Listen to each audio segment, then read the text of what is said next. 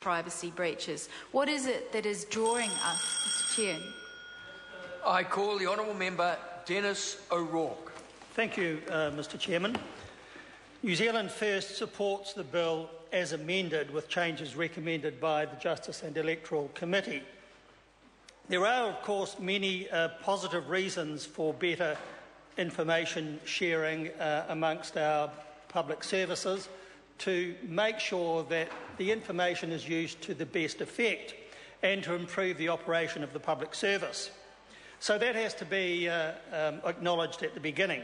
There are, of course, many potential breaches of privacy which may occur whether this bill proceeds or not, and it is those breaches of privacy that we must seek to avoid.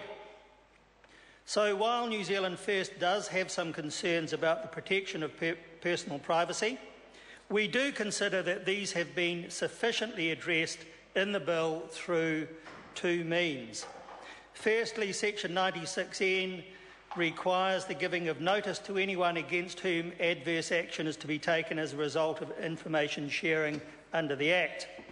The individual may then take action to dispute any information used and may show cause why no such action should be taken because the information is inaccurate. Agencies should, however, understand very well that they will be on notice to listen to what those who make use of this right have to say about the accuracy of information and, where appropriate, to correct it. Secondly, the new provisions for information sharing agreements under Part 9A are an important provision. Agreements must specify safeguards for the protection of personal information, and they must provide for complaints to a government department. Again, agencies should understand that they will be on notice to ensure that realistic and comprehensive compliance with these requirements will be essential. And I note that Section 96K2 says only the information necessary for an agency's proper purposes is to be shared and no more. The agreement must not unreasonably impinge on the privacy of an individual, and agreements will need to be scrutinised by the Commissioner to ensure compliance with all these important caveats.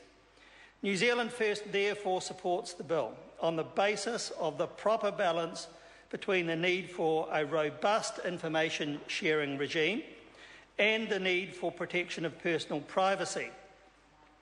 In these matters, we will be relying heavily on the diligence of the Privacy Commissioner. Firstly, the Commissioner's oversight of the content of agreements and how they will operate. Secondly, the Commissioner's reporting functions. And thirdly, the Commissioner's consultation responsibilities. The Government must ensure that the Commissioner has adequate resources to make sure that the Commissioner is able to carry out those functions properly, and will be certainly taking notice as to whether that is the case. I note that the Labour Party will also support the bill but seeks more implementation of Law Commission recommendations, especially empowering the Privacy Commissioner with more investigation and enforcement powers. But even with those provisions, or without them, this bill is a significant improvement on the status quo. I note also that the Greens will not support the bill without powers for the Commissioner to issue compliance notices and to require an audit of agencies' practices. But I doubt the need for these measures, and I don't think they would have avoided most of the worst privacy breaches we have seen in recent times. I think the bill as it is would be adequate to protect personal privacy for all the reasons I have canvassed. But as I have said, the Commissioner's functions are vital to the good operation of the new information sharing regime, and agencies must always remember that they must take the specified actions to protect personal privacy and not just pursue their own interests.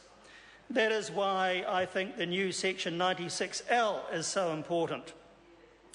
Firstly, it requires consultation by participating agencies with the Privacy Commissioner, with any person or organisation representing a class of persons affected, and anyone else the agencies think should be consulted.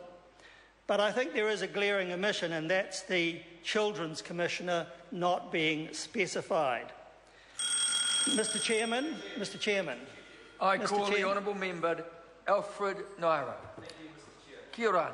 Kia ora, Mr Chair. Mr Chair, I want